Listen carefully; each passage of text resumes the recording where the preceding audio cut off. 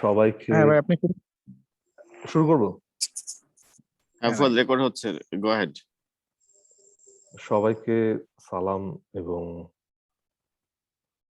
শুভ সন্ধ্যা জানিয়ে আমার প্রেজেন্টেশন শুরু করছি। আমি ফুয়াদ আল মান্নান, 32 ব্যাচ আইআর এ ছিলাম। আজকে আমার টপিক হচ্ছে what is soft power. Soft power শুনেই মোটামুটি বুঝতে পারছে যে এটা হার্ড পাওয়ারের বিপরীত। তো সফট পাওয়ার জিনিসটা কি এবং গ্লোবাল সফট পাওয়ার ইন্ডেক্সে কোন দেশগুলোর সফট পাওয়ার বেশি এবং কিভাবে সফট পাওয়ার ডেভেলপ করা যায় কিংবা সফট পাওয়ার বাড়ানো যায়, এটা নিয়ে আলোচনা করব। তো ইনিশিয়ালি যেটা মানে সবার সবার মাথায় নিশ্চয়ই কিছু আছে যে সফট পাওয়ার মানে কি। কেউ কি একটু শেয়ার করতে পারো যে তোমার মনে হয় সফট পাওয়ার মানে কি? সফট পাওয়ার মানে তোমাদের মাথায় কি চলে? ভাই, এটা হচ্ছে মূলত পার্সুয়েশন করা। আহ, এখানে ইকোনমিক এবং মিলিটারি অপশন বাদে অন্য যে অপশনটা, বিশেষ করে কালচারালি কোন একটা রাষ্ট্র কোঅপ্টের মাধ্যমে তার যে ইন্টারেস্টটা, সেই জিনিসটা গেইন করা, যেটা আমরা মূলত একাডেমিক ফিল্ড থেকে পড়ে আসছি। তোমাদের তো কি সফট পাওয়ার পড়ানো হয়েছে তোমাদের কোর্সের মধ্যে? হ্যাঁ ভাই, একদম বেসিক ফার্স্ট ইয়ারে পড়ানো হয়েছিল। পাওয়ারের দুইটা শাখা যখন পড়ছি ওইখানে পড়ানো হয়েছে। আচ্ছা, আমি আসলে ভাবছিলাম বেসিকই পড়াবো, কিন্তু বেসিক পড়ানোর সময় তোমাদের সাথে 2-4টা এক্সাম্পল আমি আলোচনা করতে চাই। তাহলে তোমরা বুঝতে পারবা যে সফট পাওয়ারটা কেন গুরুত্বপূর্ণ। মোটামুটি তোমরা বোধহয় বুঝে গেছো যে সফট পাওয়ার কি জিনিস। তো সফট পাওয়ারের সবচেয়ে ভালো ডেফিনেশন যেটা, সেটা দিছিল হচ্ছে জোসেফ নাই, মনে হচ্ছে ওনার মধ্যে নাই। হ্যাঁ, তো ডেফিনেশন তোমরা, software is an ability to attract others. Such an attraction serves to persuade others to accept one's purpose without explicit threat or violent exchange. যেটা সবুজ বললো সেটাই একটু প্যারাফ্রেজ করে আমি বলি। সেটা হচ্ছে যে, ধরো তুমি তোমার যে স্বার্থ উদ্ধার করতে চাও, সেই স্বার্থটাকে রিয়েলিজমের ধারণাতে কিংবা ইউনাইটেড স্টেটস কিংবা যে কোনো একটা দেশ যার মিলিটারি এবং ইকোনমিক পাওয়ার বেশি, সে মিলিটারি এবং ইকোনমিক পাওয়ার দ্বারা ফোর্স করে সে সেটা আদায় করে। রাশিয়া যেভাবে ক্রিমিয়াকে দখল করলো, কিংবা ইউক্রেনের উপরে তার স্বার্থকে যেভাবে আদায় করলো, কিংবা বেলারুশে যেভাবে চেপে ধরে আছে, কিংবা হংকং এ চায়না যেটা করতেছে, এটা হচ্ছে হার্ড পাওয়ারের এক্সাম্পল। যে ওই ক্ষেত্রে চায়না তার ইকোনমিক পাওয়ার এবং তার মিলিটারি পাওয়ার দিয়ে তার যেটা অর্জন করার ইচ্ছা, সেটাকে সে অর্জন করলো। তো সফট পাওয়ার হচ্ছে পুরোপুরি এটার অপোজিট। তুমি যা চাও সেটাকে তুমি এই ধরনের রিয়েলিস্ট পাওয়ার, মানে ইকোনমি, ওয়েপন, কিংবা তোমার এই এই ইকোনমিক এবং মিলিটারি স্ট্রেংথ ব্যবহার না করে তুমি কিভাবে তোমার গুডউইল এবং তোমার মিষ্টি কথা দিয়ে আদায় করতে পারো, এটার প্রক্রিয়ার নামই সফট পাওয়ার। তো সফট পাওয়ারের ক্ষেত্রে উনি রিসেন্ট যে একটা বক্তব্য দিয়েছেন, সেটা হচ্ছে power today lies not only in the might of one sword but in the appeal of one's ideas.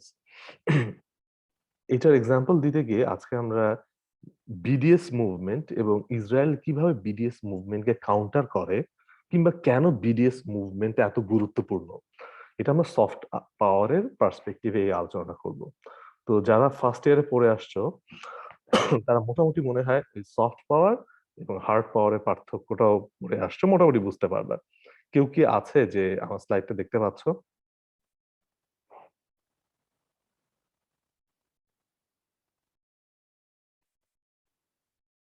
কেউ কি আমার স্লাইডটা দেখতে পাচ্ছ? কেউ একজন প্লিজ একটু। হ্যাঁ ফুয়াদ, স্লাইড দেখতে পাচ্ছি, তুই বল। আচ্ছা, তো হার্ড পাওয়ার বলতে যেটা বোঝায়, hard power related to realism, the theory of realism, মানে তোমার মিলিটারি ফোর্স, মিলিটারি ক্যাপাবিলিটি, তোমার ইকোনমিক স্ট্রেংথ। আর এটা হচ্ছে হার্ড পাওয়ারের মেইন কম্পোনেন্ট। আর সফট পাওয়ারের মেইন কম্পোনেন্ট হচ্ছে যে তুমি তোমার দেশটাকে কিভাবে প্রেজেন্ট করো, তোমার দেশটা সম্পর্কে মানুষের ধারণা কি, এবং তোমার সম্পর্কে অন্য দেশগুলো কি ভাবছে, এবং এই ভাবনাগুলো তৈরি হয়। যেমন ব্রাজিলের সফট পাওয়ারের সবচেয়ে বড় যে এক্সাম্পল সেটা হচ্ছে তার যে কোপাকাবানা ফেস্টিভ্যাল হয়, এবং তার যে সেই বিখ্যাত সাম্বা ড্যান্স এবং তার ফুটবল, এইটাই ব্রাজিলের সফট পাওয়ারের সবচেয়ে বড় কম্পোনেন্ট। তার ঠিক তেমনি ইংল্যান্ডের ক্ষেত্রে ইংল্যান্ডের সফট পাওয়ারকে বাড়ানোর সবচেয়ে বড় যে ওয়েপন সেটা হচ্ছে ব্রিটেনের নিউজ মিডিয়া, বিশেষ করে গার্ডিয়ান, টাইমস কিংবা বিবিসির মতো নিউজ চ্যানেল, এবং ইংলিশ ভাষা। এই দুইটা হচ্ছে ব্রিটেনের সবচেয়ে বড় ওয়েপন সফট পাওয়ারের ক্ষেত্রে। এবং সফট পাওয়ার মূলত based on the theory of liberalism. Components of soft পাওয়ারের ক্ষেত্রে এই 5টা কম্পোনেন্টকে সফট পাওয়ারে বলা হয়। সবুজ, একটু কি বলতে পারবা যে তোমরা ফার্স্ট ইয়ারে কি এই 5টা কম্পোনেন্ট পড়ে আসছো?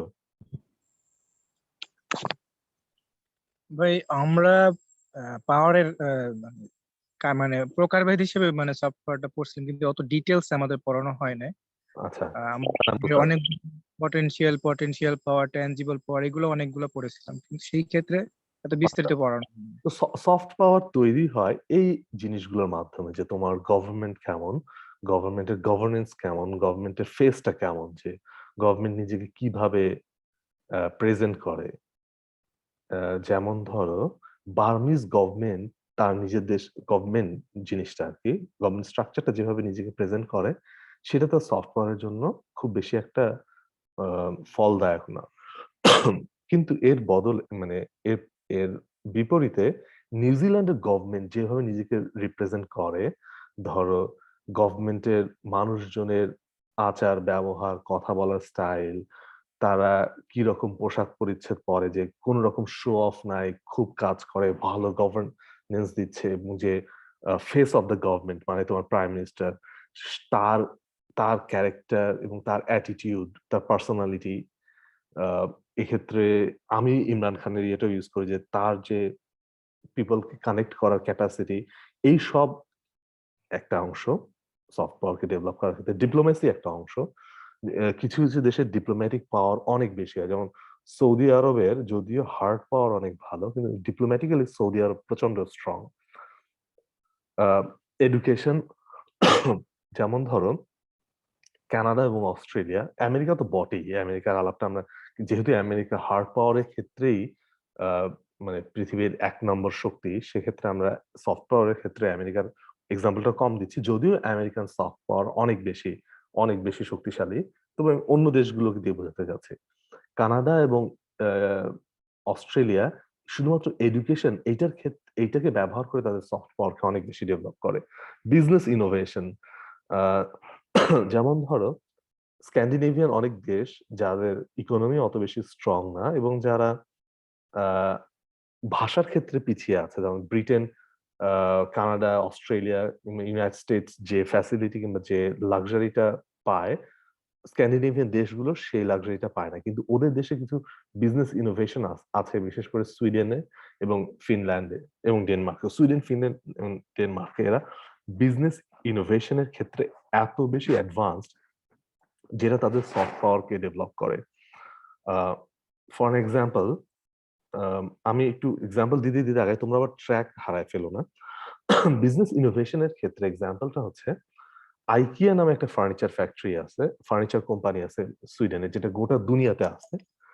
কিন্তু এই আইকিয়া এত চমৎকার ডিজাইনে তোমার ফার্নিচার বানায়, এবং তাদের ফার্নিচার গুলো এত বেশি এফিশিয়েন্ট যে তারা গোটা দুনিয়াতে সাপ্লাই দিতে পারে, এবং খুবই চিপ প্রাইসে, এবং এত চিপ, সুন্দর, এবং এত সিম্পল।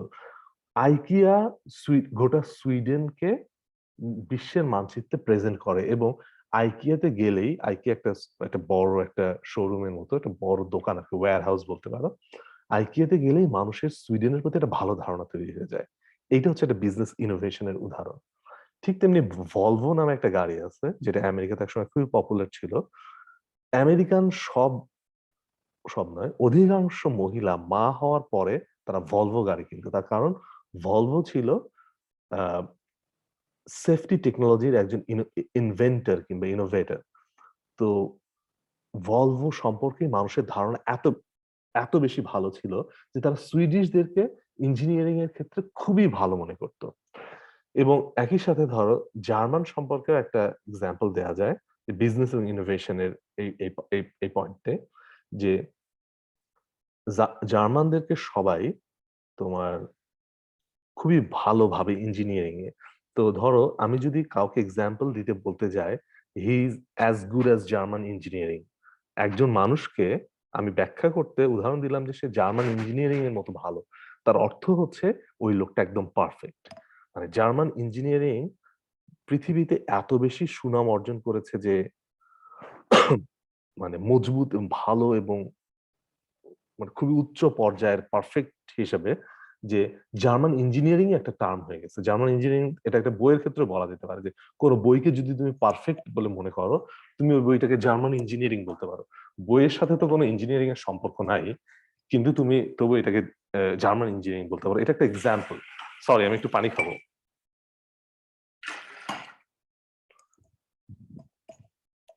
আমার একটু প্রস্তুতি নিয়ে বসা উচিত ছিল। তো এটা এটা গেল একটা এক্সাম্পল যে বিজনেস ইনোভেশন কিংবা তোমার ইনোভেটিভ আইডিয়াস কিভাবে তোমার দেশকে রিপ্রেজেন্ট করতে পারে। এই ক্ষেত্রে আমি বাংলাদেশের এক্সাম্পলটা ব্যবহার করতে চাই, যে বাংলাদেশি সফট পাওয়ারের ক্ষেত্রে তোমরা যে যাই বলো না কেন, তোমাদের হয়তো অনেক মানে ধারণা থাকতে পারে যে তোমার কালচার অনেক রিচ, তোমার গভর্নর অনেক ভালো, তোমার ডিপ্লোমেসিতে অনেক আগে গেছো, বাংলাদেশে লেখাপড়া খুব ভালো হয়। জাস্ট আ সেকেন্ড।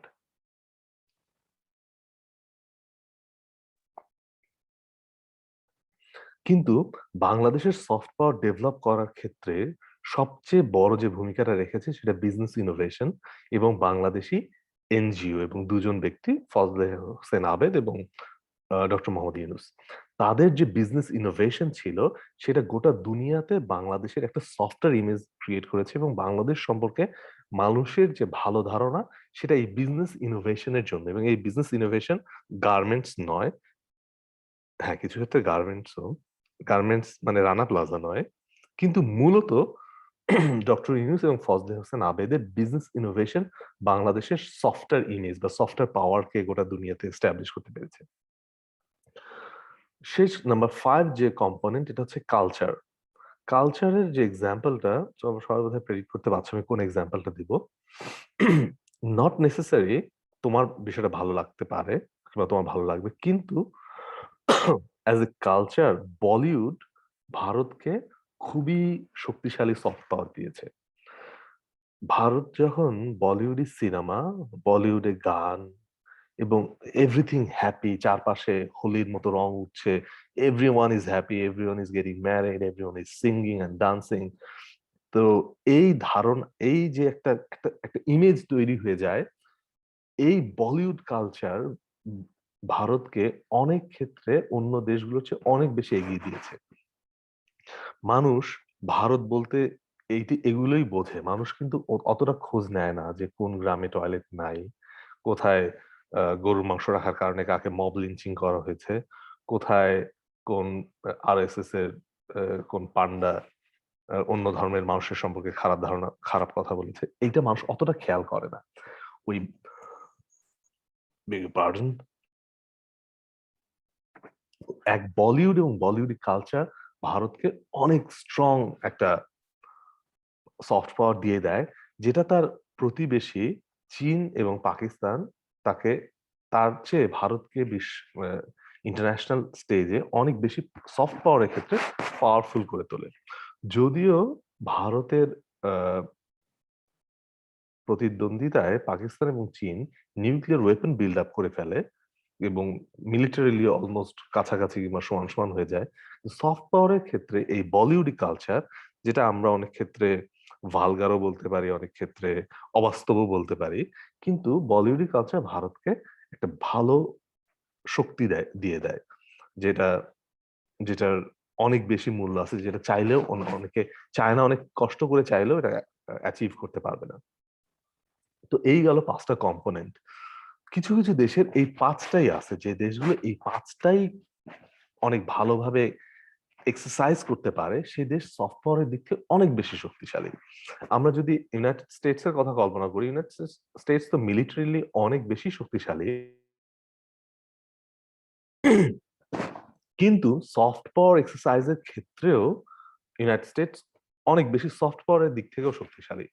ইউনাইটেড স্টেটস এর আর যাই বলো না কেন গভর্নেন্স সিস্টেমস অনেক অনেক স্ট্রং।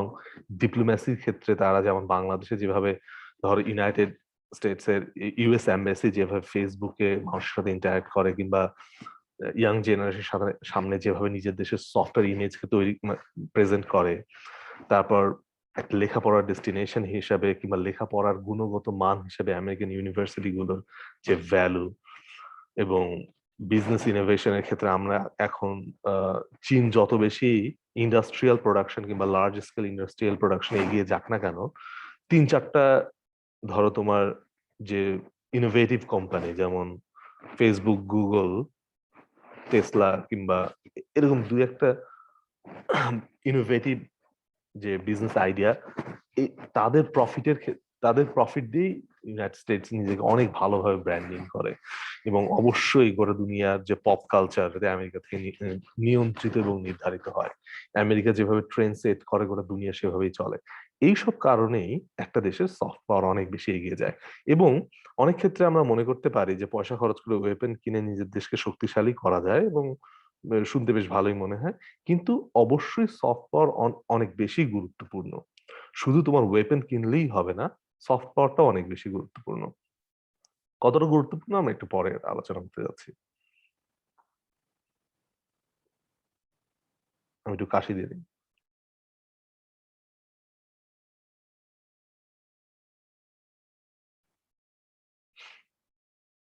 কিভাবে তুমি তোমার সফট পাওয়ারকে রিসোর্সকে ইফেক্টিভ করতে পারো, কিভাবে তোমার কাজে লাগাতে পারো? Firstly ability to shape the preference of others. কিভাবে তুমি তোমার সফট পাওয়ারকে ব্যবহার করে নিজের স্বার্থ উদ্ধার করবে আর কি, সেটা হচ্ছে প্রথমে তোমার ability to shape the preference of others. মানে ধরো ভারত তার সফট পাওয়ার দিয়ে কিভাবে আমাদের প্রিফারেন্সকে শেপ করবে। কেউ কি একটা এক্সাম্পল দিতে পারো যে ভারত কিভাবে তার সফট পাওয়ারকে ইউজ করে আমাদের প্রিফারেন্সকে শেপ করে? কেউ কি একটা এক্সাম্পল দিতে পারবা? ভাই মনে করেন যে সিরিয়ালটার কথা বলতে পারি, বা আমাদের মানে হসপিটালের দিক থেকে এখন মানে চিকিৎসার ক্ষেত্রে আমরা ইন্ডিয়াকে প্রিফার করতেছি অনেক ক্ষেত্রে, এই জিনিসগুলা। বা আপনি হলিউডের কথা বললেন। হ্যাঁ, ধরো ভাই ক্রিকেট, তারপর ক্রিকেট আইপিএল। হ্যাঁ হ্যাঁ হ্যাঁ হ্যাঁ হ্যাঁ হ্যাঁ, ধরো বিষয়টা আমি বলি যে তোমার প্রিফারেন্সকে কিভাবে শেপ করা। ধরো তোমার একটা প্রিফারেন্স আছে, তোমার ফুটবল খেলা ভালো লাগে, হ্যাঁ, তো আমি যদি আমার হার্ড পাওয়ার ইউজ করে তোমাকে পিটায় বলি যে না তোমার তোমার ফুটবল না, তোমাকে ক্রিকেট খেলাই দেখতে হবে, তুমি দেখবা না, তাই না? এখন আমি আমার সফট পাওয়ার ইউজ করে তোমার প্রিফারেন্সটাকে শেপ করবো, যে তোমার প্রিফারেন্স ছিল ফুটবল কিন্তু তুমি ক্রিকেট খেলা দেখবা। আমার যদি এই ক্যাপাসিটি থাকে, এটাই হচ্ছে ability to shape preference of others. এটা চাইলেই করা যায় না, এটার জন্য তোমার ওই সফট পাওয়ারটা থাকতে হয়। কিভাবে সফট পাওয়ারটা কাজ করে আমি তোমাদেরকে বলি। গোটা দুনিয়াতেই তোমার ক্রিকেট অত বেশি গুরুত্বপূর্ণ খেলা নয়, কিন্তু ক্রমাগত ধরো ভারতীয় স্পোর্টস চ্যানেলে যখন ক্রিকেটের ব্রডকাস্ট হতেই থাকে, একটা জিনিস বারবার দেখতে দেখতে দেখতে মানুষের ভালো লেগে যায়। এবং যখন কোন ভারতপন্থী পত্রিকায় ক্রমাগত খবরে ক্রিকেটের নিউজ, আজকে ধোনি ওখানে যাচ্ছিলেন, ধোনির ওয়াইফ কালকে ওইখানে শপিং এ গিয়েছিলেন, কালকে ধোনির বাচ্চার করোনা হয়েছে, পরশুদিন ধোনি যে ডাক্তারের কাছে যান সেই ডাক্তার তাকে অনেক ভালো একটা জীবনে টিপস দিয়ে দিয়েছেন। এই খবরগুলোর আমাদের জীবনে কোনো গুরুত্ব নাই, কিন্তু ক্রমাগত ভাবে তোমার নিউজ পেপারে অথবা তুমি যে নিউজ চ্যানেল দেখো সেই নিউজ চ্যানেল যখন ক্রমাগত এই খবর এই জিনিসগুলো আলোচনা হতে থাকবে, ফর এক্সাম্পল আমি ধোনি ইউজ করেছি, যে তুমি যে কোনো একটা ইউজ করতে পারো, ক্রমাগত যখন তুমি এই গল্প এই গল্পের মধ্যে ঢুকে যাবা তখন তোমার প্রিফারেন্স চেঞ্জ হয়ে যাবে। যখন তোমার প্রিফারেন্স চেঞ্জ হয়ে যাবে তখন তুমি ক্রিকেট খেলা দেখবা, ক্রিকেট খেলা দেখতে গিয়ে তুমি আইপিএল দেখবে, এবং আইপিএল দেখলে তুমি আইপিএল এ যে অ্যাডভার্টাইজমেন্ট কিংবা কমার্শিয়াল গুলো চলে তুমি সেগুলো দেখবা। ওইগুলো দেখতে গিয়ে তুমি ওই ধরনের প্রোডাক্ট কিনবা এবং ওই ধরনের প্রোডাক্ট গুলো কেনার জন্য তোমার লাইফস্টাইল, তোমার ফ্যাশন, তোমার ইটিং হ্যাবিট, তোমার টেকনোলজিক্যাল প্রিফারেন্স, তোমার সবকিছু চেঞ্জ হয়ে যাবে। যখন তোমার এই জিনিসগুলো চেঞ্জ হবে তখন তুমি ওইদিকে খরচ করবা, এবং ওইদিকে যখন তুমি খরচ করবা তখন যে তোমার প্রিফারেন্সটাকে শেপ করতে চেয়েছিল সে লাভবান হবে, এটা ফাইন্যান্সিয়ালি এবং এটা সাইকোলজিক্যালি, এটা কালচারাল অ্যাগ্রেশনের মতো তৈরি হবে। কিন্তু এই কাজটা করার ক্ষেত্রে কিন্তু সে তোমাকে জোর করে নাই। সে যদি তার হার্ড পাওয়ার ইউজ করতো তাহলে তুমি তো উল্টা আরো সরে যেতা, কিন্তু এটা সফট পাওয়ার ইউজ করে এটা করা হয়ে গেল, তুমি টের পেলে। আমি ফর্মুলা 1 খেলা দেখি, ফর্মুলা 1 খেলাতে আমি খুব এটা ডিপে চলে যাই, যত বেশি ডিপে যাই ভালো লাগে, ভালো লাগলে আমি তখন যত বেশি ভালো লাগে তত বেশি আমি ডিপে যাই, তত বেশি আমি স্পন্সর গুলো দেখি যে রেব্যান হচ্ছে ফেরারির স্পন্সর এবং এসআর হচ্ছে ফেরারির স্পন্সর। আমি যেহেতু ফেরারি টিমকে সাপোর্ট করি, আমার কম্পিউটারটা এসআর হয় এবং ভেঙে পারেন, এবং আমার সানগ্লাসটা রেব্যান হয়ে যায়। তো কি হলো, এইভাবে যে সফট পাওয়ার কি ব্যবহার করে প্রিফারেন্স চেঞ্জ হলো, আমি এটা ব্যক্তি পর্যায়ে বললাম, কিন্তু এটা সামষ্টিক এবং একটা সোশ্যাল পর্যায়েও হয় এবং রাষ্ট্রীয় পর্যায়েও হয়। সফটওয়্যার এইভাবে কাজে লাগে। দেখো, বলিউড যেভাবে তোমাকে তার মার্কেট হিসেবে ইউজ করতে পারে, হার্ড পাওয়ারে ইন্ডিয়ার কাছাকাছি হওয়া সত্ত্বেও পাকিস্তান কোনোভাবেই তোমাকে ওইভাবে তোমার প্রিফারেন্সকে শেপ করতে পারে না। সে কারণে কোনোভাবেই পাকিস্তান তোমার কাছ থেকে কোনো প্রফিট নিতে পারে না, because Pakistan doesn't have the soft power. এবং এটা আমেরিকার ক্ষেত্রে তো অনেক বেশি প্রযোজ্য। আমেরিকা যেভাবে ইস্ট ইউরোপিয়ান, সোভিয়েত ইউনিয়ন না, টোটাল ইস্ট ইউরোপিয়ান মানুষের ন্যারেটিভ, পছন্দ এবং প্রিফারেন্সকে শেপ করে তোমার কোল্ড ওয়ার জিতে গেল এবং সোভিয়েত ইউনিয়নের পতন হলো, ওইটা হার্ড পাওয়ার, কিছু ক্ষেত্রে হার্ড পাওয়ার ছিল কিন্তু মূলত সফট পাওয়ার একটা বড় অংশ প্লে করেছে। এটা পুরোপুরি কোনো হার্ড পাওয়ারের গেম ছিল না, এটা ইট ওয়াজ heavily involved with soft power. Secondly, the ability to legitimate one's values, cultures and policies. কিভাবে সফট পাওয়ার অন্য দেশের ভ্যালুজ এবং কালচারসকে তোমার কাছে লেজিটিমেট করে তুলে ধরে। কেউ কি একটা এক্সাম্পল দিতে পারো?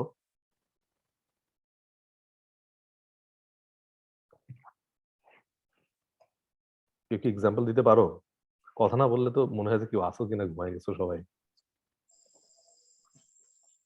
প্রশ্নটা যদি আবার একটু করতেন। Ability to legitimate one's values, cultures and policies. এটা আমার ওয়েস্টার্ন যে ডেমোক্রেটিক সিস্টেমটা, বা এই যে মনে করেন যে ইরাক ইরাক যুদ্ধ হলো বা মিডল ইস্টে যে ইউএস এর যে ইনক্লুড হইলো, ওইখানে যে তারা ম্যান্ডেট নিয়ে আসছে ডেমোক্রেটাইজেশন, তারা যে প্রসেস বা হিউম্যান রাইটস এর কথাগুলো বলতেছে, এগুলোকে মেনে নিচ্ছি কারণ ওই স্ট্যান্ডার্ডকে মেনে, ওই স্ট্যান্ডার্ডটা তাদের আছে, ওইটাকে আমরা মেনে নিচ্ছি। ঠিক, যেমন ধরো না, উদাহরণটা একদম চমৎকার ছিল এবং সবাইকে, বাকি সবাই যদি বুঝতে পেরে থাকো তাহলে আমি তৃতীয়টা। Thirdly, the capacity to construct rules and norms. Just a second. Thirdly, capacity to construct rules and norms which lines others activities. মানে আমার যদি সফট পাওয়ার বেশি হয় তাহলে খেলার রুলসটা আমি তৈরি করবো। এটা ক্রিকেট কিংবা ফুটবল খেলা না, এটা হচ্ছে ইন্টারন্যাশনাল সিস্টেম কিভাবে চলবে, এই রুলস এবং নর্মসটা আমি তৈরি করবো যদি আমার সফট পাওয়ার বেশি হয়, যেটা আমেরিকা অনেক ক্ষেত্রেই করে। যে ধরো ইসরায়েলের নিউক্লিয়ার ওয়েপন থাকবে এবং ইরানের থাকবে না, এইটা কিন্তু একটা তোমার ন্যায্য রুল নয়, কিন্তু এটা একটা স্ট্যাবলিশড রুল, যে স্ট্যাবলিশড রুলটা তৈরি হয় অন্য একটা শক্তিশালী দেশের সফট পাওয়ারের ক্ষেত্রে। তার কারণ মিডিয়া এটা প্রজেক্ট করে, মিডিয়া সারাক্ষণ তোমাকে কনসার্ন দেখায় যে যেহেতু ইসরায়েলের গভর্নমেন্ট এবং ইসরায়েলি যে স্টেট, তারা যেহেতু অনেক রেসপন্সিবল, তাদের হাতে নিউক্লিয়ার ওয়েপন থাকলে এটা দুনিয়ার জন্য কোনো থ্রেট নয়। কিন্তু যেহেতু ইরান এবং নর্থ কোরিয়াতে কোনো রেসপন্সিবল গভর্নেন্স সিস্টেম এবং কোনো রেসপন্সিবল স্টেটসম্যান নাই, সেহেতু তাদের হাতে নিউক্লিয়ার ওয়েপন যাওয়াটা খুবই খুবই বিপজ্জনক। এই এই জিনিসটাকে ম্যানুফ্যাকচার করা হয়, এই যে মানুষের মধ্যে এই সম্মতিটাকে তৈরি করতে পারার জন্য তোমার সফট পাওয়ার কাজে লাগে। আজ থেকে 5 বছর আগে কিংবা আজ থেকে 10 বছর আগে গোটা দুনিয়া, আমরা সহ, মোটামুটি এই জিনিসটা মেনে নিয়েছিলাম যে যেহেতু পাকিস্তানের জনগণের মধ্যে একটা তালেবান সুলভ অ্যাটিটিউড আছে এবং তালেবানরা যেহেতু খুব পাকিস্তানের কাছে এবং পাকিস্তান যেহেতু আহ তা সিকিউরিটির দিক থেকে দুর্বল, কাজেই তাদের এই নিউক্লিয়ার ওয়েপন তালেবানদের হাতে কিংবা টেররিস্টদের হাতে চলে যাবে, তাই তাদের নিউক্লিয়ার ওয়েপন থাকার কোনো প্রয়োজন নাই। এই যে একটা ধারণা, এটা বেশ স্ট্যাবলিশই হয়ে গিয়েছিল অন্যদের পাকিস্তানের যারা অপোনেন্ট তাদের স্ট্রং সফট পাওয়ারের কারণে। তো এইভাবেই তুমি তোমার স্বার্থ উদ্ধার এবং স্বার্থ আদায় করো অন্যকে মোটিভেট এবং ইনফ্লুয়েন্স করার মাধ্যমে। তো সফট পাওয়ার, তুমি তোমার নিজের সফট পাওয়ার প্র্যাকটিস করার ক্ষেত্রে এবং সফট পাওয়ার প্র্যাকটিস করে নিজের স্বার্থোদ্ধারের ক্ষেত্রে, নিজের পারপাসকে ইন্টারেস্টকে সার্ভ করার ক্ষেত্রে তুমি পাবলিক ডিপ্লোমেসি ইউজ করো।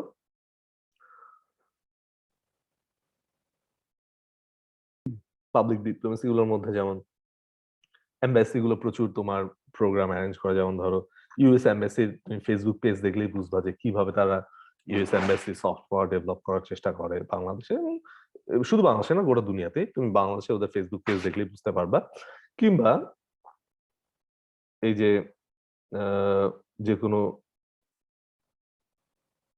যে কোনো ইস্যুতে যখন ভারতীয় হাই কমিশনার বাংলাদেশের পক্ষে একটা বক্তব্য দেয় এবং বাংলাদেশকে খুব বাহবা দেয়, এটা এক ধরনের পাবলিক ডিপ্লোমেসি। এটা করে মন জয়ের চেষ্টা। মন জয় করলেই সফট পাওয়ার খাটানো যায়। আরেকটা হচ্ছে কালচারাল ডিপ্লোমেসি। কালচারাল ডিপ্লোমেসির ক্ষেত্রে দেখে মনে হয় যে এটা আসলে কোনো পলিটিক্যাল কোনো এজেন্ডা বাস্তবায়ন হচ্ছে না, কিন্তু ডিপ ইনসাইড এটা মূলত তোমার পলিটিক্যাল যে স্বার্থ সেটাই উদ্ধার করে। এবং এই ক্ষেত্রে কালচার ডিপ্লোমেসির ক্ষেত্রে তোমার এই যে আমরা আইপিএল কিংবা আমরা বলিউডি মুভির যে আলোচনাগুলো করলাম, এই সবগুলোই ব্যবহৃত হয়। কিংবা একই সাথে ধরো বাংলাদেশের ফোক ফেস্টিভ্যালে শিল্পীদের আসা, কিংবা তোমরা যদি খেয়াল করে দেখো ইন্দিরা গান্ধী কালচারাল সেন্টার, কিংবা চায়নার একটা আছে কনফুসিয়াস ইনস্টিটিউট, কিংবা ফ্রান্স ইউজ করে অ্যালিয়াস ফ্রান্সেস, কিংবা ব্রিটিশ কাউন্সিল। এগুলো হচ্ছে কালচারাল ডিপ্লোমেসির মাধ্যমে সফট পাওয়ার প্র্যাকটিস করার চেষ্টা। তো এই সবগুলোকে সামারাইজ করে জোসেফ এস নাই বলেছিলেন যে cultural values and foreign policy are the main source of soft power. সবকিছু মিলেই অ্যাকচুয়ালি সফট পাওয়ারটা তৈরি হয়। তো কোন কোন দেশ সফট পাওয়ারের ক্ষেত্রে এগিয়ে, আমরা এটা দেখার চেষ্টা করলে আমরা বুঝতে পারবো যে কেন তারা সফটওয়্যারের দিক থেকে এগিয়ে। 2018 এর এই লিস্টের অনুযায়ী জার্মানি, তোমরা কি দেখতে পাচ্ছ? হ্যাঁ ভাই। হ্যাঁ। তো Germany, Britain, United states, France, Japan, Sweden, Australia, Switzerland, Canada, Italy. তোমরা মোটামুটি বুঝতে পারছো যে কোন দেশগুলোর সফট পাওয়ার সবচেয়ে বেশি এবং কেন বেশি। একজন বলো তো কেন জার্মানিকে 1 নম্বরে রাখা হয়েছে, কিংবা তুমি কিভাবে জার্মানিকে 1 নম্বরে থাকাটা জাস্টিফাই করো? কেউ একজন বলো তো।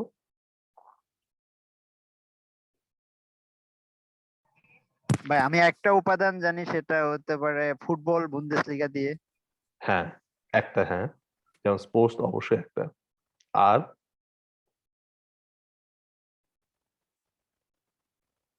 কেউ?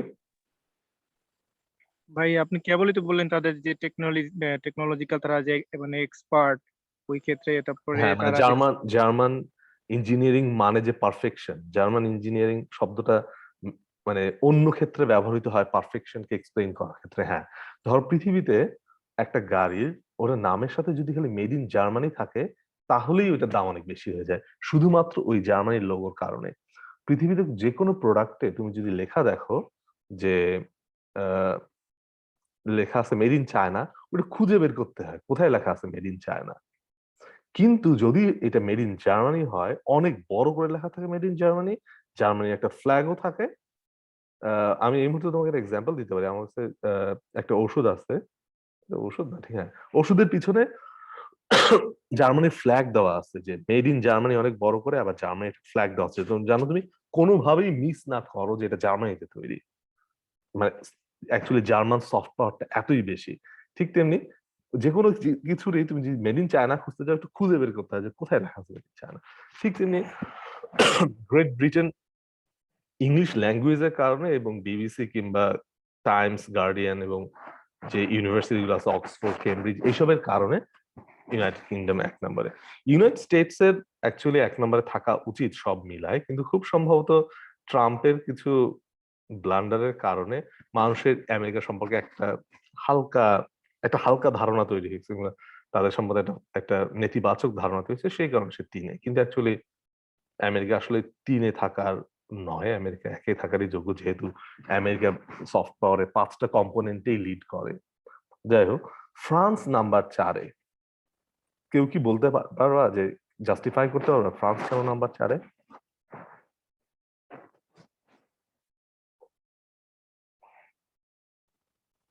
কেউ কি আছে?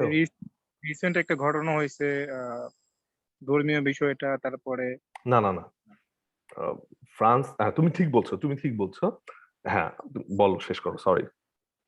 তারপরে চায় মানে ফ্রান্সের যে অন্যান্য ক্ষেত্রে, বিশেষ করে মিডিল ইস্টের ক্ষেত্রে, যে তার যে বিভিন্ন ক্ষেত্রে ইনক্লুশন বলতে পারি, বা তাদের ওই ফ্রান্সের অভ্যন্তরীণ যে রেসিজমের একটা বিষয় রয়েছে, এইগুলো তো এবার এরকম অনেকগুলো বিষয় হতে পারে।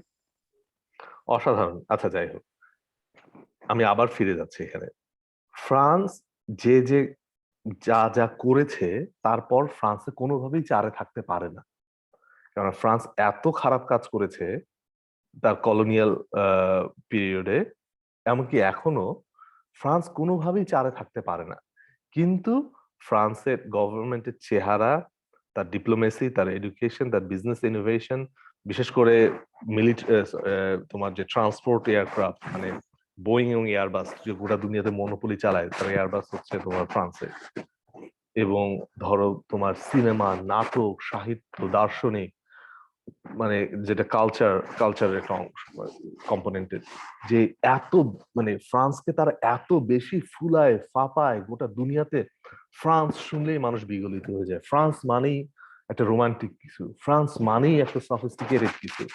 যেমন ধরো লুই ভিতর সম্পর্কে তোমরা কেউ জানো? একটু আওয়াজ দাও প্লিজ, নাহলে আমি কথা বলতে এনজয় করছি না।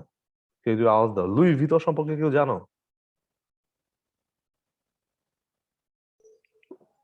লুইস বিপসপ। হ্যাঁ, লুই ভিতর, লুই ভিতর। হ্যাঁ ভাইয়া। লুই ভিতো হচ্ছে এক ধরনের তোমার চামড়ার ব্যাগ কিংবা জুতা কিংবা বেল্ট কিংবা সুটকেস, এই ধরনের জিনিস বানায় আর কি। চামড়ার ব্যাগ, বেল্ট, জুতা কিংবা এই ধরনের জিনিসগুলো, বুঝতে পারছো কি, ফ্যাশন আইটেম এবং হ্যান্ডব্যাগ। লুই ভিতর একটা লোগো যদি থাকে, তোমার একটা ওয়ালেট কিংবা মেয়েদের একটা পার্সের দাম $500। একটা পার্সের দাম, ছোট পার্সের দাম। ছেলেদের একটা বেল্টের দাম $800। এটা কোনোভাবেই ব্যাখ্যা করা যায় না। কিন্তু যেহেতু লুই ভিতো ফ্রম ফ্রান্স, ফ্রান্স মানেই ওইটার এক্সোটিক কালচার, ওইটার সব এক্সোটিক ফিলিং। মানে যখন মানুষ লুই ভিতো শোনে কিংবা মেড ইন ফ্রান্স শোনে, মানুষ এত বিগলিত হয়ে যায় যে সেই কারণে সে একটা বেল্ট $800 দিয়ে কেনে, যেটা আমি $400 দিয়ে কিনতে পারি। গুণগত মানে কোনো ডিফারেন্স নাই। কিন্তু জাস্ট আ সেকেন্ড,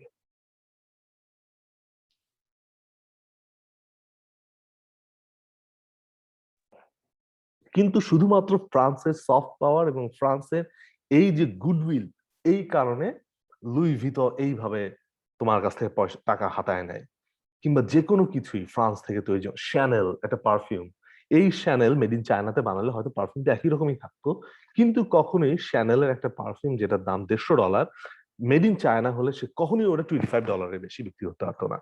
গুণগত মানে এক হওয়া সত্ত্বেও কখনোই একই পণ্য, যেটা ওই French brand logo Coco Chanel আর মেড ইন চায়না, গুণগত মানে হয়তো একই জিনিস, কখনোই একই দামে বিক্রি হবে না। যেহেতু ওটার সাথে ফ্রান্সের এক্সোটিক একটা, ফ্রান্স সম্পর্কে মানুষের যে ধারণা জড়িত, সেই কারণে কখনোই ওইটার দাম চায়না $25 বেশি নিতে পারবে না, যে পারফিউমটা ফ্রান্স $150 বিক্রি করে। একই জিনিস, শুধুমাত্র সফট পাওয়ারের কারণে। সফট পাওয়ারের কারণে ফ্রান্স আমার মাথার মধ্যে কিংবা আমার দেশের মধ্যে ঢুকে আমাকে বুঝিয়ে দেয় যে তারা খুবই সুপিরিয়র, তারা খুবই ভালো, তারা খুবই সফট, তারা খুবই এক্সোটিক সফট পাওয়ারের মাধ্যমে। কেউ আমাকে পিটায় বলে নাই যে তোমাকে ফ্রান্সকে সাপোর্ট করতে হবে। আমার বক্তব্যটা হচ্ছে, তুমি যেটা বলতেছিলা যে ফ্রান্স রিসেন্টলি 1.6 বিলিয়ন মুসলিমকে কষ্ট দিয়ে সামান্য একটা কার্টুনকে ইয়ে করা, কিংবা হালাল নিয়ে এমন ঝামেলা তৈরি করা যেন হালাল মিটের দাম দ্বিগুণের বেশি হয়ে যায়, কিংবা মানুষকে পোশাক পরতে বাধ্য করা, যে আমি পোশাক খুলে হাঁটবো নাকি আমি পোশাক পরে হাঁটবো সেটা বাধ্য করা, ইসলামিক স্কুলকে বন্ধ করে দেওয়া, যে গোটা দুনিয়া সব দেশে ক্যাথলিক স্কুল চলে কিন্তু ফ্রান্সে তুমি ইসলামিক স্কুল রাখতে পারবে না। মানে এইসব করার পরও কেন ফ্রান্স নাম্বার 4-এ? এটার কারণ হচ্ছে ফ্রান্সের এক্সট্রিম সফট পাওয়ার। এত কিছুর পরও ফ্রান্স 4-এ। অন্য যে কোনো দেশ ফ্রান্স যা যা করেছে কলোনিয়াল পাওয়ার হিসেবে, সেটা যদি করত, এখন দুনিয়াতে ধিকৃত একটা দেশ হতো। কিন্তু ফ্রান্স তার সফট পাওয়ারকে ব্যবহার করে এখনো সফট পাওয়ার ইন্ডেক্সে টপ 5-এর একটা দেশ। এটাই প্রমাণ করে যে সফট পাওয়ার কত গুরুত্বপূর্ণ। যদি ফ্রান্স সম্পর্কে একটা খারাপ ধারণা তৈরি হতো এবং ফ্রান্সের যদি সফট পাওয়ার না থাকতো, ফ্রান্সের ইকোনমি কলাপস করতো। ফ্রান্স কখনোই লুই ভিতর, শ্যানেল কিংবা এই ধরনের এক্সোটিক পণ্য বিক্রি করে বছরে $100 বিলিয়ন আর্ন করতে পারতো না, যদি তার এই সফট পাওয়ার কিংবা মানুষের মধ্যে ফ্রান্স সম্পর্কে ভালো ধারণাটা না থাকতো। আফ্রিকাতে ফ্রান্স যা যা করেছে কলোনিয়াল শক্তি হিসাবে, এটা যদি আমরা আজকে আলোচনা করতে যাই, তোমরা সবাই ফ্রান্সকে ধিক্কার দেবা। কিছুদিন আগে ফ্রান্সের যে প্রেসিডেন্ট ইমানুয়েল ম্যাক্রন, সে বলেছিল যে সেকুলারিজম তো কাউকে হত্যা করে নাই। সে পলিটিক্যাল ইসলাম এবং পলিটিক্যাল সেকুলারিজমকে তুলনা করতে গিয়ে এই কথা বলেছিল যে ইসলাম অনেককে হত্যা করেছে কিংবা ইসলামিক ভাবাদর্শ, কিন্তু সেকুলারিজম কাউকে হত্যা করেনি। সে চেপে গেছে যে সে সেকুলার ফ্রান্স যখন আলজেরিয়ার কলোনিয়াল পাওয়ার ছিল, ওখানে 3 মিলিয়ন লোককে, অথবা 1.5 মিলিয়ন, সরি 1.5 মিলিয়ন লোককে হত্যা করেছে। এটা সে চেপে গেছে এবং কেউ তাকে ধরতেও যায়নি। যেভাবে ট্রাম্প আক্রমণের শিকার হয়েছে, ফ্রান্সের প্রেসিডেন্ট আক্রমণের শিকার হয়নি। এবং আফ্রিকাতে যখন ফ্রান্স কলোনিগুলোকে স্বাধীন করে দিয়ে পালায় আসতে বাধ্য হয়, তখন ফ্রান্স একটা চুক্তি করে আসে, যেটা আমরা হয়তো জানি না। সেটা হচ্ছে আফ্রিকাতে যতগুলো ফ্রেঞ্চ কলোনি ছিল, তারা সবাই তাদের যে বৈদেশিক মুদ্রা, সেটা তারা ফ্রান্সের ফেডারেল রিজার্ভ ব্যাংকে রাখবে। আমাদের যেমন যে সবকিছু আমরা আমাদের বাংলাদেশ ব্যাংকে রাখি, ব্রিটেন নিয়ে যায় না, কিন্তু ফ্রান্স ওই চুক্তি করে আসছে যে তোমাকে ওখানেই রাখতে হবে। দুইটা দেশ, অ্যাঙ্গোলা এবং গিনি, সরি ফর দ্যাট, অ্যাঙ্গোলা এবং গিনি যখন তারা এটার বিরোধিতা করেছিল, ওই দেশে ফ্রান্স কু ঘটিয়ে ওই দুই দেশপ্রেমিক সরকারকে উৎখাত করে এবং আফ্রিকান ওই সব প্রাক্তন ফ্রেঞ্চ কলোনির দেশগুলো প্রথমে তাদের বৈদেশিক রিজার্ভের 80% ফ্রেঞ্চ ফেডারেল রিজার্ভ ব্যাংকে রাখতো। তারপরে অনেক দিন দরবারের পরে এখন তাদের যে দেশগুলো প্রাক্তন ফ্রেঞ্চ কলোনি ছিল, তারা এখনো অদ্যাবধি, মানে আজ পর্যন্ত তাদের টোটাল বৈদেশিক রিজার্ভের 60% ফ্রান্সের ফেডারেল রিজার্ভ ব্যাংকে রাখে। এটা তারা রাখতে বাধ্য। যারা রাখে নাই তাদের পরিণতি খুব ভয়াবহ হয়েছে, এটা ফ্রান্স দেখিয়ে দিয়েছে।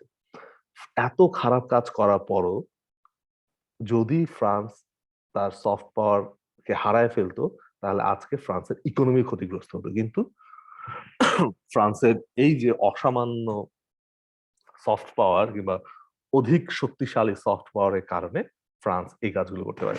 বাকি দেশগুলোর কথা আমরা জানি, জাপান অনেক বেশি মানুষকে ডোনেশন দেয়, সে কারণে জাপান সম্পর্কে মানুষের ধারণা ভালো হয়। সবকিছু ওই যে 5টা কম্পোনেন্ট যেটা আমরা আলোচনা করলাম, সুইডেন এবং অস্ট্রেলিয়ার ক্ষেত্রেও তাই। সুইডেনের সম্পর্কে আমরা আলোচনা করলাম। সুইডেন প্রচুর রিফিউজিকে জায়গা দিছে। সুইডেন এত ভালো একটা দেশ যে তারা সুইডেনের প্রতি 17 জন নাগরিকের একজন রিফিউজি। এবং অস্ট্রেলিয়াতে বসবাসের জন্য ভালো, এবং তারা এই আর কি হ্যাপি কান্ট্রি একটা ইয়ে করে। এই যে এইসব আর কি সব মিলায়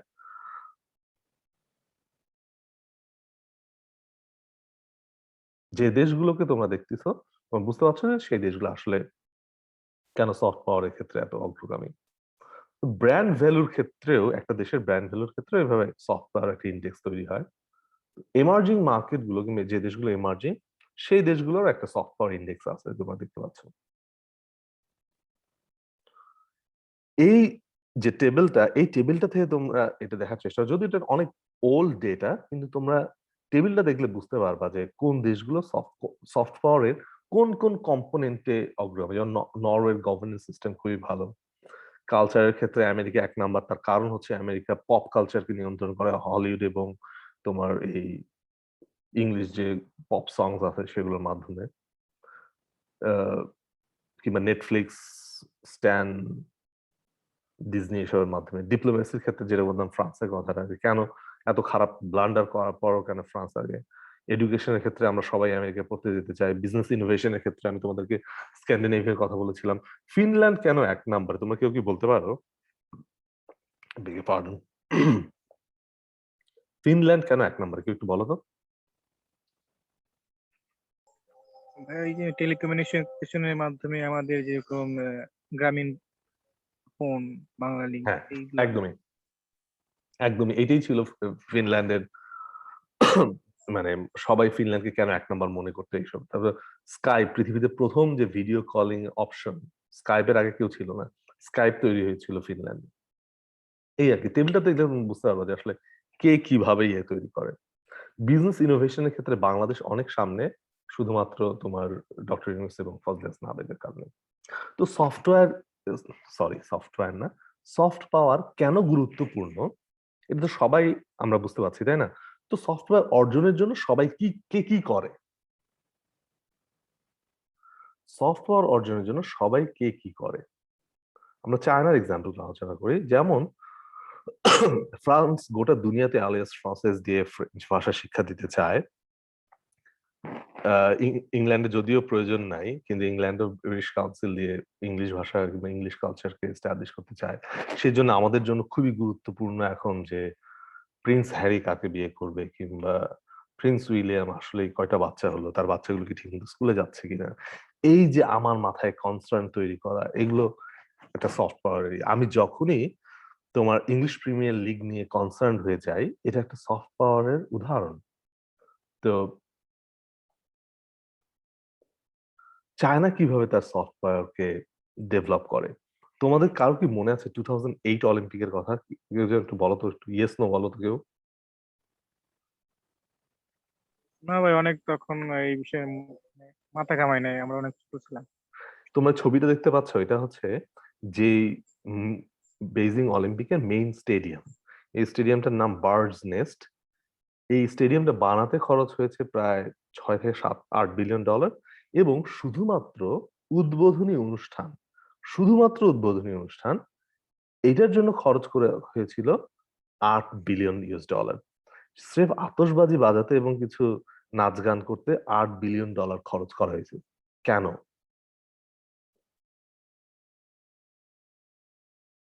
কেউ একটু বলো না। এই যে অনেক লম্বা সময় যাবত চায়না যে রেস্ট অফ দ্য ওয়ার্ল্ড থেকে কালচারালি আলাদা রয়েছে। না, মূলত অ্যাকচুয়ালি চায়না সবাইকে দেখাতে চাচ্ছিল হ্যাপি ফেস অফ চায়না। দেখো চায়না কত এগিয়ে গেছে, দেখো আমরা কত আগায় গেছি, দেখো আমরা সবকিছু কত সুন্দর করে করতে পারি, দেখো আমরা কত অ্যাডভান্স, দেখো আমরা কত সুন্দর। সবার সামনে নিজেকে প্রেজেন্ট করা। যখন তুমি এই প্রোগ্রামটা কোনোদিন তুমি যদি ইউটিউবে গিয়ে চাইনিজ অলিম্পিক 2008 ওপেনিং সেরিমনি দেখো, তোমার মনে চায়নার সম্পর্কে ভালো ধারণা তৈরি হবে। এই তোমার মধ্যে চায়না সম্পর্কে ভালো ধারণা তৈরি করার জন্য চায়না অনেক কাজ করে। তার মধ্যে একটা কাজ করেছে যে এই অলিম্পিকের ওপেনিং সেরিমনিতে 8 বিলিয়ন ডলার খরচ করেছে। টোটাল অলিম্পিকে তো অনেক খরচ করেছেই, শুধু এক সন্ধ্যার জন্য 8 বিলিয়ন ডলার খরচ করেছে।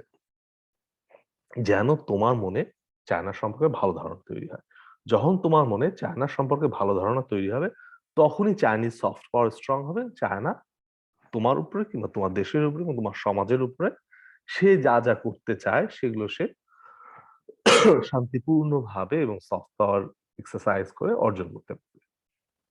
তো চায়না আর কি কি করে তার সফট পাওয়ারকে এস্টাবলিশ করার ক্ষেত্রে, এবং চায়নার এক্সাম্পলটা খুবই, জাস্ট সেকেন্ড,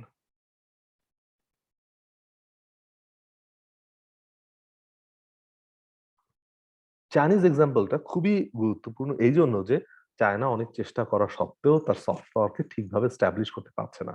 তো চায়নার তার চেষ্টা আছে সফট পাওয়ার এস্টাবলিশ করার, আবার চাইনিজ কিছু সীমাবদ্ধতাও আছে।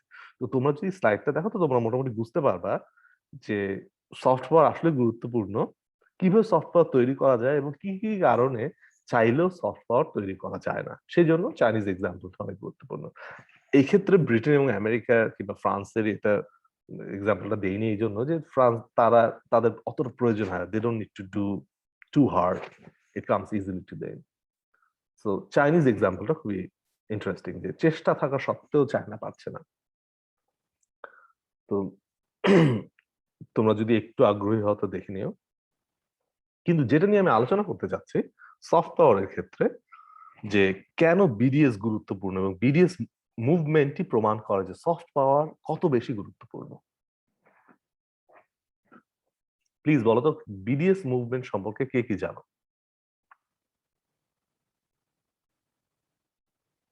প্লিজ একটু বলো তো বিডিএস মুভমেন্ট সম্পর্কে কে কি জানো, প্লিজ একজন বলো। আমি কিছু জানি না, অন্য কেউ জানে না। কেউ একজন হাত ধরবা প্লিজ, আমার হাত তুলবা প্লিজ, মানে একতরফা বলে গেলে না একটু বোরিং লাগে।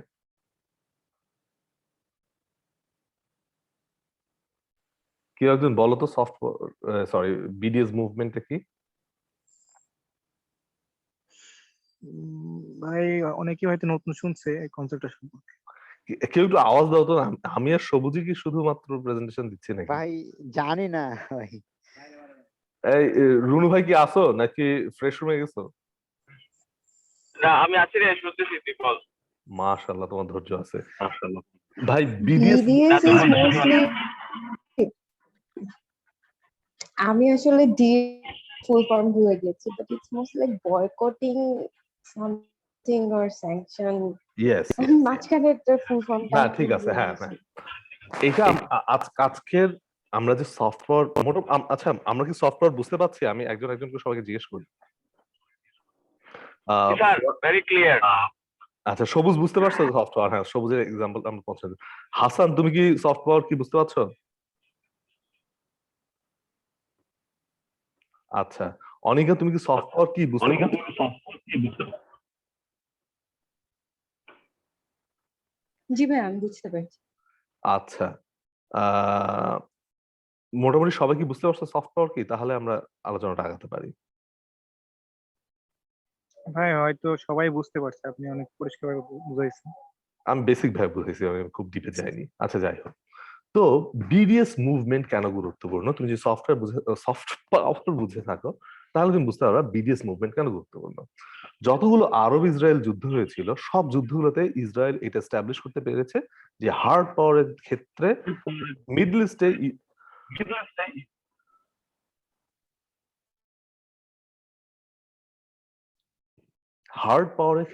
মিডল ইস্টে ইসরায়েলকে কোশ্চেন করার মতো কিংবা কাউন্টার করার মতো কোনো স্ট্রেংথ নাই। ইসরায়েল এত বেশি শক্তিশালী হার্ড পাওয়ারের দিক থেকে। কিন্তু বিগত প্রায় 10 বছর যাবত বিশেষ করে তোমার ওয়েস্টের ইউনিভার্সিটি গুলাতে, আমেরিকাতে কিংবা ইউরোপিয়ান ইউনিভার্সিটি গুলাতে, যেখানে চিন্তাশীল মানুষরা বেশ চিন্তাশীল, এইসব ইউনিভার্সিটিতে পড়তে হলে লেখাপড়া করতে হয়, এবং লেখাপড়া যখন করতে হয় তখন তোমাকে কিছু জ্ঞানার্জন হয়, এবং জ্ঞানার্জন হলে কিছু মানুষ স্মার্টও হয়। তো এই কারণে ইউনিভার্সিটি গুলাতে, এবং যারা ইউনিভার্সিটিতে পড়ে তারা ওই দেশগুলোর ওপিনিয়ন মেকার হয়, সবাই হয় না, কিন্তু যারা ওপিনিয়ন মেকার তারা ইউনিভার্সিটি গুলোতে পড়ে। তো ইয়াং ওপিনিয়ন মেকার এবং ইয়াং যে তোমার ইয়াং মাইন্ডস, তাদের মধ্যে অনেকেই, সবাই না অনেকেই, এবং তাদের ইউনিভার্সিটি ক্যাম্পাস গুলোতে এই বিডিএস মুভমেন্টটা খুব জনপ্রিয় হয়ে ওঠে। এই বিডিএস মুভমেন্ট মানে হচ্ছে বিতে বয়কট, সরি,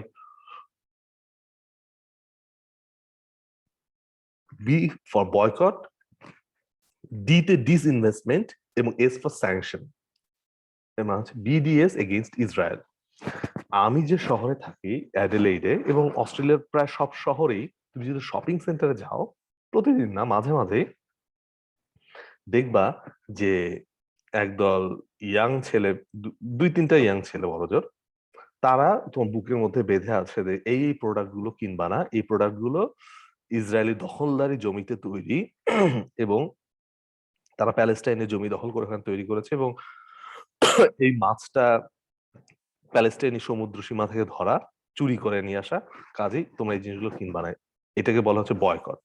ডিসইনভেস্টমেন্ট ওরা বলে যে এমন কোন প্রোডাক্টে, এমন কোনো কিছুতে আপনারা শেয়ার কিনবেন না কিংবা ইয়ে করবে না যে জিনিসগুলো মানে ইসরায়েল অবৈধভাবে দখল করে আছে প্যালেস্টাইন। এবং স্যাংশন হচ্ছে তারা বলে যে এই এই এই জিনিসগুলোকে স্যাংশন দিতে হবে, যে আমরা এটা করবো না, আমরা এই এই বিজনেস ভেঞ্চার গুলোকে কিংবা এই প্রোডাক্ট গুলোকে সাপোর্ট করবো না।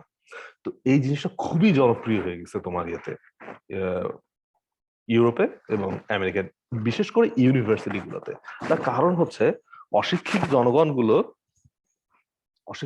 দে ডোন্ট কেয়ার, এবং তাদের কাছে কার কয়টা ওয়েপন আছে, এবং ও ইসরায়েল ওই ভালো, ও মুসলিম, দ্যাট মিনস ইজ ব্যাড গাই। ও মুসলিম মানে হচ্ছে ওর যে প্রফেট, ও প্রফেট একটা পেডোফাইল, আস্তাগফিরুল্লাহ। তো কাজে ওরা সবচেয়ে খারাপ, এবং ওরা যেহেতু আমাদেরকে খুন করছে, তাদের ইসরায়েল যেটা করছে এটাই ঠিক আছে। তো এইটা হচ্ছে একটা সাধারণ অশিক্ষিত মানুষের মধ্যে একটা ফিলিং, তারা বলে না। সাদা এই সভ্য দেশগুলোতে একটা আবার যে এই কথাগুলো বললে মানুষ খারাপ বলবে। বাংলাদেশে যেমন শিক্ষিত লোক মুখের উপরে রোহিঙ্গাদেরকে বলে দেয় ওরা কেন আসছে, ওরা তো সব ইয়াবা ব্যবসায়ী, ওরা এসে আমার দেশের সব জায়গা দখল করে নিচ্ছে, ওরা আমার ব্যবসা, ওরা আমাদের চাকরি বাকরি সব দখল করে নিচ্ছে, ওরা ইয়াবা নিয়ে আসছে। বাংলাদেশের শিক্ষিত লোকরা এটা বলে, they don't care about anything, because তাদের তো সেন্স গ্রো করেনি, তৈরি হয়নি, আমাদের শিক্ষা ব্যবস্থা তাদের এই সেন্সটা তৈরি করেনি। কিন্তু ওয়েস্টের যেগুলো অশিক্ষিত লোক, তারাও জানে যে এই কথা বললে মানুষ আমাকে খারাপ বলবে, কাজেই না বলি, কিন্তু মনের মধ্যেই কথাগুলো থাকে।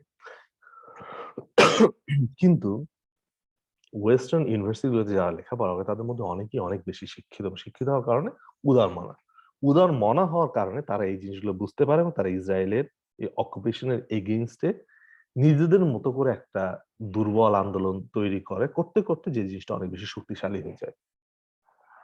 এবং এই জিনিসটা এত বেশি শক্তিশালী হয়ে যায় যে ইসরায়েলের এগেইনস্টে তারা তার মোসাদের একটা বড় উইং তৈরি করে শুধুমাত্র এই বিডিএস মুভমেন্টকে কাউন্টার করার জন্য। এবং এই বাবদে 1 বছরে ইসরায়েলি গভর্নমেন্ট শুধু এই বিডিএস মুভমেন্টকে কাউন্টার করার জন্য শুধুমাত্র ইউরোপে তার খরচের পরিমাণ ছিল $50 মিলিয়ন। বুঝতে পারছো কি যে সামান্য একটা ইউনিভার্সিটির মুভমেন্ট, যেমন বাংলাদেশের ইউনিভার্সিটিগুলোতে কি হয়, বাংলাদেশের, আচ্ছা জাহাঙ্গীরনগরে একটা পলিটিক্যাল মুভমেন্টের নাম বলো তো। আমাদের সময় ছিল তেল গাছ রক্ষা কমিটি, এখন তো আর নাই।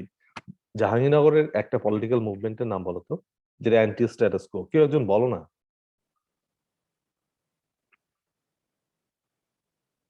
সমসাময়িক কোন মুভমেন্টের কথা বলতেছিস? হ্যাঁ, সমসাময়িক নাকি সব সমসাময়িক ধরনের যে তোর কি বলে হল হল হল নির্মাণ নিয়ে যেটা হলো, হল নির্মাণ, সেটা একটা মুভমেন্ট। জাহাঙ্গীরনগরের পার্সপেক্টিভে হল নির্মাণ যেরকম গুরুত্বপূর্ণ, কিংবা যে স্ট্যাচারের কিংবা যে আকারের আন্দোলন, বিডিএস মুভমেন্ট শুরুতে এই ওয়েস্টার্ন ইউনিভার্সিটি গুলোর ক্যাম্পাসে এরকম ছোট ছোট একটা আন্দোলন ছিল। কিন্তু এই ছোট ছোট আন্দোলনগুলো যেহেতু সাধারণ মানুষের মনে ইসরায়েল সম্পর্কে একটা খারাপ ধারণা তৈরি করছিল এবং ইসরায়েলের সফট পাওয়ারকে ধ্বংস করছিল, সেটাকে কাউন্টার করার জন্য ইসরায়েল শুধুমাত্র 1 বছরে ইউরোপে $50 মিলিয়ন খরচ করেছে যে কিভাবে এই আন্দোলনকে থামানো যায়। বুঝতে পারছো তাহলে সফট পাওয়ার কি জিনিস? ইসরায়েল জানে যে মিলিটারি তার কোনো ইস্যু নেই, সে মিলিটারিলি গোটা মিডল ইস্টকে সে একাই কাউন্টার করতে পারবে। কিন্তু ওয়েস্টের সাধারণ মানুষের মনে যদি ইসরায়েল সম্পর্কে একটা খারাপ ধারণা তৈরি হয়, তাহলে এটাকে কাউন্টার করার ক্যাপাসিটি ইসরায়েলের নাই, এবং ইসরায়েল এটাকে বেশি গুরুত্ব দেয়। সৌদি আরবে, ইরানের কিংবা ইজিপ্টের একটা সাধারণ মানুষ ইসরায়েলের এগেনস্টে কি মনোভাব হবে, কয়টা পাথর ছুড়বে না কয়টা রকেট মারবে, Israel doesn't care about that. ইসরায়েলের সেই পরিমাণ মিলিটারি এবং ফাইন্যান্সিয়াল ক্যাপাসিটি আছে, যেটাকে হার্ড পাওয়ার বলে। Israel is not bothered about hard power. কিন্তু ইসরায়েল ওই যে হল নির্মাণ আন্দোলনের মতো একটা তুচ্ছ এবং একটা নিরীহ আন্দোলনকে ইসরায়েল ভয় পায়। তার কারণ হচ্ছে এই আন্দোলন গোটা দুনিয়ার, যেহেতু আমাদের ব্রেন তো shaped by the western minds, কাজে যদি ইউরোপ এবং আমেরিকার শিক্ষিত সাধারণ মানুষগুলো, ইয়াং মানুষগুলো যারা দুনিয়াকে ভবিষ্যতে নেতৃত্ব দেবে, তাদের মধ্যে যদি ইসরায়েল সম্পর্কে একটা নেতিবাচক ধারণা তৈরি হয়ে যায়, এইটা কাউন্টার করার ক্ষমতা ইসরায়েলের থাকবে না। তাহলে ইসরায়েলের সফট পাওয়ার জিরো হয়ে যাবে। ইসরায়েলের সফট পাওয়ার জিরো হয়ে গেলে ইসরায়েল কোনোভাবেই তার হার্ড পাওয়ার দিয়ে তার লেজিটিমেসিকে রক্ষা করতে পারবে না। What the hell you are doing in Middle East? তোমার ব্যবসা আমেরিকাতে, তুমি এত এত পয়সা আর্ন করছো ওখানে ইউরোপে, তুমি ওখানে গিয়ে কেন মরতে গেছো? এই যে লেজিটিমেসি নির্মাণ কিংবা ম্যানুফ্যাকচারিং কনসেন্ট সাথে তোমরা হয়তোবা পরিচিত। ম্যানুফ্যাকচারিং কনসেন্টের নাম কি তোমরা শুনছো? হ্যাঁ জি ভাই, বাংলা বোধ এটার ভালো বাংলা বোধ এখন একটা টার্ম খুব ব্যবহৃত হয়, বিশেষ করে অ্যানথ্রোপোলজিতে বলে, এটাকে বলে সম্মতি উৎপাদন। হ্যাঁ, সম্মতি উৎপাদন। ওটা যে বইটার বাংলা নাম সম্মতি উৎপাদন। কিন্তু আমার মতে এটা হচ্ছে ন্যারেটিভ বিল্ডিং বা বয়ান নির্মাণ। কিভাবে একটা বয়ান তৈরি হয়, তুমি ভালো নাকি মন্দ এটা ব্যাপার না, আমি কিভাবে এই বয়ানটা তৈরি করবো যে রুনু ভাই ভালো। Doesn't matter he is a good man or not. সে যদি গুড হয় তাহলে আমার জন্য বয়ানটা নির্মাণ সুবিধা, কিন্তু সে যদি খারাপ লোকও হয়, কিন্তু আমার যদি এই সফট পাওয়ার এবং এই ক্যাপাসিটি থাকে, তাহলে আমি বয়ান নির্মাণের মাধ্যমে ওনাকে একটা ভালো মানুষ হিসেবে রিপ্রেজেন্ট করতে পারবো, যদি উনি একটা খারাপ লোক। এটা হচ্ছে দ্য পাওয়ার অফ। আমার তো এই জায়গায় একটা আলোচনা তুই তোমাকে কারেক্ট করতে পারে। তুই যেহেতু এই বিষয়টা নিয়ে কথা বলতেছিস, তোর সফট পাওয়ার তো ঘটেও সফট পাওয়ার নেই, মানে হার্ড পাওয়ারের থেকেও খারাপ জিনিস। আমি যেই কথাটা বলতে চাচ্ছি, ধর যে তোর খারাপ জিনিস না, খারাপ সফট পাওয়ার হার্ড পাওয়ার চেয়ে গুরুত্বপূর্ণ জিনিস।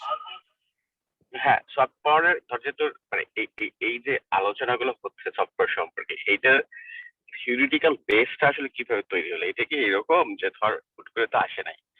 যেমন ধর যে তোর জন এফ কেনেডি একসময় একটা কথা বলছিল যে, মানে সেকেন্ড ওয়ার্ল্ড ওয়ার, তার মিসাইল ক্রাইসিস, এই সময় পরে একটা কথা বলছিল যে even the victory of fruits would be the ashes in our mouth. এই কথাটার বলাটার অর্থ হচ্ছে এরকম যে ধর মানে যুদ্ধবিদ এই হার্ড পাওয়ার এক্সারসাইজ করার ফলে যেই ক্ষয়ক্ষতিগুলো হয়, ইভেন যে তুই জয়ী হওয়ার পরেও কিন্তু তুই জয়টা এনজয় করতে পারিস না, কারণ তোর ভেতরেও অনেকগুলা ক্ষয়ক্ষতি হয়, তোরও অনেক মানুষ মারা যায়, তোর রাষ্ট্রের ভেতরে এটা নিয়ে প্রতিবাদ হয়। যেমন তোর ধর কোরিয়ান যুদ্ধের পরে মার্কিন যুক্তরাষ্ট্রের ভিতরে হয়েছে, ভিয়েতনাম যুদ্ধের পরে হয়েছে। তো আমি যেটা বলতেছি যে মানে এটার একটা থিওরিটিক্যাল ব্যাকগ্রাউন্ডে কিভাবে তৈরি হলো, এখন আসলে আমাদের হার্ড পাওয়ারে না গিয়ে সফট পাওয়ারের মধ্যে সফিস্টিকেশন ব্যাপারগুলো তৈরি করতে হবে। যেমন ধর মিশেল ফুকো একটা কথা, মানে ওর যে ধর পাওয়ার থিওরিটা, ওইখানে কিন্তু একটা কথা বলছে যে এখন রাষ্ট্র যেহেতু একটা অ্যাগ্রেসিভ অ্যাটিটিউড করে সবসময়, কিন্তু রাষ্ট্র আগের মতো তোকে ধর হয়তো সবসময় পুলিশ দিয়ে বা অন্য কিছু দিয়ে তোকে অ্যাটাক করবে না, বরং রাষ্ট্র চাবে যে তুই ব্যাপারটার সাথে এগ্রি কর, রাষ্ট্র যেটা চাচ্ছে। ফর এক্সাম্পল, ধর আমি এখন ড্রাইভ করতেছি, আমি ড্রাইভ করার ফলে আমি কিন্তু জানি যে আমাকে ডান পাশ দিয়ে যাইতে হবে এবং আই ক্যান নট ওভারটেক সাম আদার কার। এইটা রাষ্ট্র কিন্তু আমার মনের মধ্যে ঢুকাইতে বলতেছে যে এইটাতে আসলে তোমারও লাভ আছে। রাষ্ট্রের যে কোয়েরসিভ পাওয়ারটা, রাষ্ট্র এখন এইভাবে আমাকে দিয়েই তার কাজটা করাই নিচ্ছে। তুই সফট পাওয়ারের যে কথাটা বলছিস, এইটার থিওরিটিক্যাল ব্যাকগ্রাউন্ড আসলে কিভাবে তৈরি হলো, এইটার ইভ্যালুয়েশনটা কিভাবে হচ্ছে হইলো? তোমার কন্ট্রিবিউশনটা অনেক ভালো, কিন্তু থিওরিটিক্যাল ব্যাকগ্রাউন্ড বিষয়ে আমার কোনো ধারণা নেই। আমি শুধু ওই জোসেফ এস নাই এই বইয়ের এই লোকের একটা বই সম্পর্কেই জানি, এবং একটা ফরেন পলিসি জার্নাল একটা আর্টিকেল সম্পর্কে জানি, এবং এটা নিয়ে তোমার প্রত্যেকটা ম্যাগাজিনে এটা নিয়ে লেখা হয়, কিন্তু থিওরিটিক্যাল ব্যাকগ্রাউন্ড সম্পর্কে আমার ধারণা নেই।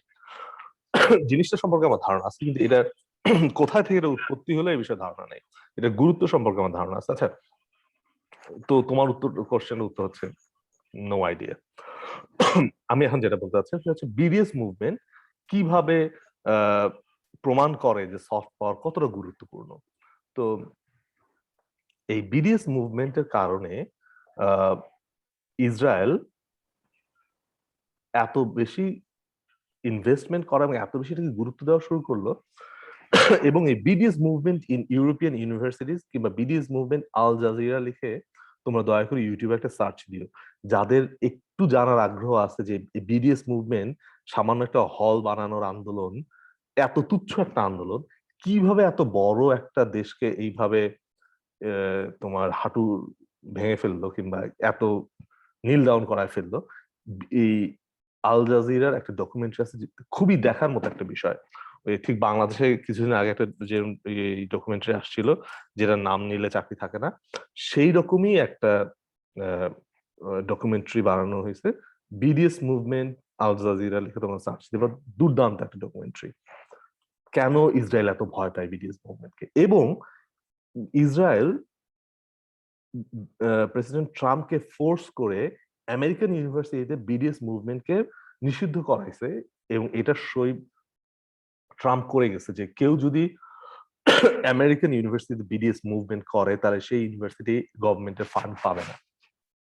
একটু ডানে বামে লেখা আছে যে তুমি কোনো বয়কট মুভমেন্ট কোনো ইউনিভার্সিটি করতে পারবে না, বিডিএস মুভমেন্টের কথা লেখা নেই, লেখা আছে কোনো বয়কট মুভমেন্ট করতে পারবে না কোনো দেশের এগেইনস্টে, এবং এটা শুধুমাত্র ইসরায়েলকে বাঁচানোর জন্য। আমি তোমাদের সবাইকে বলবো দয়া করে তোমরা এই জিনিসটা দেখো। এবং সফট পাওয়ারের আরেকটা গুরুত্বপূর্ণ এক্সাম্পল বাংলাদেশে দেওয়া যায়। আমরা যখন ছোটবেলায় বড় হচ্ছিলাম তখন তো আমরা ৭১-এর কাছাকাছি ছিলাম। ওই সময় আমার আশেপাশে সবাই পাকিস্তান ক্রিকেট টিমকে সাপোর্ট করতো এবং পাকিস্তানে খেলা থাকলে সবাই খুব আগ্রহ নিয়ে দেখতো। যদিও থিওরিটিক্যালি ওই সময় আমাদের অন্তরে যুদ্ধকালীন ব্যথা এবং ক্ষোভ বেশি থাকার কথা ছিল, কিন্তু বয়ান নির্মাণ এবং ন্যারেটিভ বিল্ডিং এর কারণে কিংবা সম্মতি উৎপাদন বলো, এইসবের কারণে তোমার মনের মধ্যে তৈরি হয়েছে না পাকিস্তানকে সাপোর্ট করাটা ঠিক না। 2021-এ এসে কেউ আর মনে আর মুখে এটা স্বীকার করে না যে আমি ক্রিকেট খেলায় পাকিস্তানকে সাপোর্ট করি, কারণ এটা করলে তুমি সমাজে ছোট হয়ে যাও। এটাও এক ধরনের সফট পাওয়ার, কেননা ক্রিকেট খেলাকে ব্যবহার করে পাকিস্তান তার কিছু সফট পাওয়ার অর্জন করতে পারত, কিন্তু পাকিস্তানের যে প্রতিদ্বন্দ্বী রাষ্ট্র সে এই ন্যারেটিভ বিল্ডিং করলো যে না পাকিস্তানকে সাপোর্ট করা মানে you are very very uneducated and uncivilised, এবং তুমি যদি সমাজে থাকতে চাও, টিকে থাকতে চাও, তাহলে তোমাকে এটা ইয়ে করতে হবে। তোমাদের মনের মধ্যে এই ধরনের একটা সম্মতি উৎপাদন হয়ে গেল। এইভাবেই সফট পাওয়ারটা কাজ করে, এবং সফট পাওয়ারের গুরুত্ব এই বিডিএস মুভমেন্ট বোঝালো। এবং রুনু ভাই যে কথাটা বলছিল কেনেডির কথা, যে একটা যুদ্ধ আমি জিতে গেলেও যুদ্ধ জয়ের পরে আমার মুখে ওই ছাইয়ের স্বাদটা থেকে যায়, মানে যুদ্ধ জয়ের পর আমি শ্যাম্পেনের টেস্ট পাই না, আমি ছাইয়ের টেস্ট পাই, মানে যুদ্ধ কখনোই ভালো জিনিস না, সেই অর্থে হার্ড পাওয়ার আসলে খুব কাজের না। কিন্তু সফট পাওয়ার তোমার হার্ড পাওয়ারকে কমপ্লিমেন্ট করে। তোমার যদি সফট পাওয়ার স্ট্রং হয় তাহলে তুমি হার্ড পাওয়ার ব্যবহার করেও ওই ছাইয়ের টেস্ট মুখে পাবা না, শ্যাম্পেনের টেস্ট পাবা। কিভাবে? তোমাকে ন্যারেটিভ তৈরি করতে হবে যে সাদ্দাম খুবই খারাপ ছিল এবং সাদ্দামকে আমরা সরায় একটা দেশকে ডেমোক্রেটিক এবং একটা দেশকে প্রসপারাস করে তুলবো। সেজন্য যখন ইরাক ইনভেশন হয় তখন ভিয়েতনাম ওয়ারের পরে কিংবা কোরিয়ান ওয়ারের পরে আমেরিকাতে যে পরিমাণ রিপার্কেশন হয়েছিল, ইরাক ওয়ারের পরে সেই রিপার্কেশন হয়নি। তার কারণ সফট পাওয়ার আমেরিকান জনগণকে এবং গোটা দুনিয়ার জনগণকে এটা বুঝাতে সক্ষম হয়েছে যে না, ইরাকি কাজটা আমরা না করলে ইরাকি জনগণ তো সারা জীবন এই সাদ্দামের বন্দিই থেকে যাবে, এবং আমরা তো আসলে ইরাকি জনগণকে মুক্ত করতেই যাচ্ছি, আমাদের হার্ড পাওয়ার নিয়ে আমরা ইরাকি জনগণকে মুক্ত করতে যাচ্ছি, এবং জনগণ এবং গোটা দুনিয়া এটাকে মেনে নিচ্ছে আমার সফট পাওয়ারের কারণে। সে কারণে এখন কোনো যুদ্ধই শুধুমাত্র হার্ড পাওয়ার দিয়ে হয় না, হার্ড পাওয়ারের সাথে সফট পাওয়ারকে এমবেডেড করা হয়। তোমরা হয়তো এমবেডেড জার্নালিজম টার্মটা শুনে থাকবা। যখন ইরাক ইনভেশন হয় তখন সব জার্নালিস্টদেরকে এমবেডেড ছিল, তারা আমেরিকান আর্মির প্রোটেকশনের আন্ডারে আমেরিকান আর্মি তাদেরকে যে গল্প দেখাতে চেয়েছে তারা সেই গল্পটাই শুধু দেখতে গিয়েছে এবং দেখে চলে এসছে। এদেরকে বলা হয় এমবেডেড জার্নালিজম। এমবেডেড জার্নালিজম মানে হচ্ছে শুধু তার পারপাসটা সার্ভ করা। এমবেডেড জার্নালিজম টার্ম যে তোমরা গুগল করলে বুঝতে পারবে যে আসলে এটা কোন ইয়ের কথা বলা হচ্ছিল এবং কিভাবে এটা ইয়ে করা হয়েছে। মানে ওই ধরনের জার্নালিজমকে এমবেডেড জার্নালিজম বলে। Embedded journalism also how to use your software and everything. তো আমার মনে হয় আমি মোটামুটি একটু তোমাদেরকে ধারণা দিতে পেরেছি, এবং আমরা এখন যদি কোশ্চেন আনসার সেশনটা করি তাহলে মোটামুটি মানে ধারণাটা একটু ক্লিয়ার হবে।